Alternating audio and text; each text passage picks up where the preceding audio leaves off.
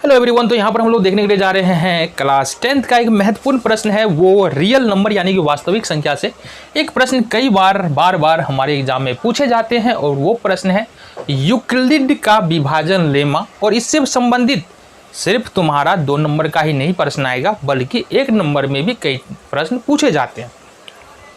तो हमको यहाँ पर समझना है यूक्लिड का विभाजन लेमा या डिवीजन एल्गोरिथम होता क्या है, विभाजकता प्रमेय होता क्या है, साथ ही साथ उसका प्रयोग करके हम लोग महत्तम कैसे निकाल सकते हैं।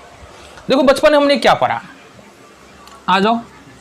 बचपन में हमने पढ़ा है कि मान लो 10 है हमारे पास, 10 में अगर 3 से भाग देते हैं तो ये होगा 3 तिया 9, 10 में से 9 घटाएंगे 1 हो जाएगा। बचपन में हमने ये वाला भाग पढ़ा है, ठीक है।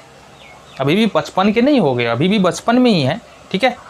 तो यहाँ पर हमने भाग दिया और फिर से हमने पढ़ा है एक बात, भाज्य बराबर होता है भाजक गुने भागफल प्लस शेष। अब बात को समझो, ये जो 10 है ना इसको हम लोग भाज्य बोलते हैं, ये जो 3 है इसको हम लोग भाजक बोलते हैं, और ये जो वाला जो 3 है इसको हम लोग भागफल बोलते हैं, और इसको जो 1 निकल के आ रहा है इसको हम लोग शेष बोलते हैं, ठीक है, शेष बोलते हैं।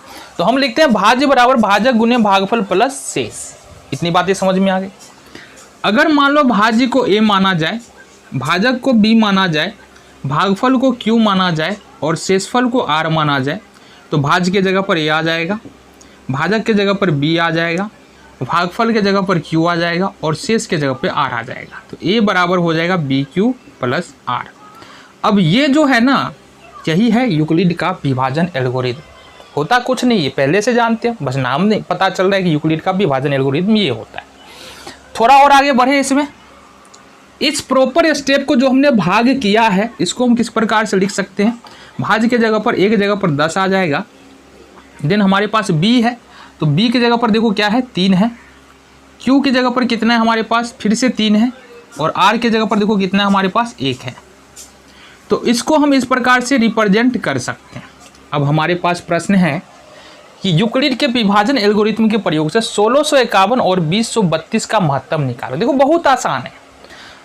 इसके लिए करना क्या पड़ेगा, सबसे पहले भाग विधि से महत्तम निकालेंगे।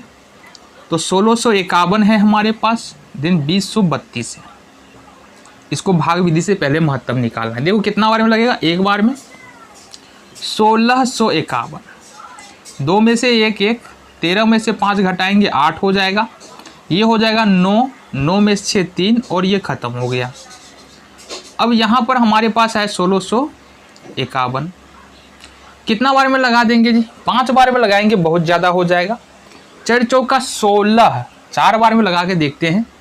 तो अगर 381 है 4 बार में लगा दी, 4 8 चौक 32 का 2 हासिल 3, 4 12 3 15 को 5, तो 4 बार में लग जाएगा जी, ये हो जाएगा 1524।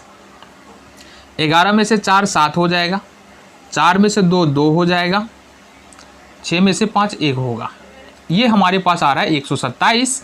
देन यहाँ पर रखेंगे 381, 127 दिया है 381, ये हमारा जो महत्तम निकला ये यहाँ पर 127 यहाँ से निकल के आ गया।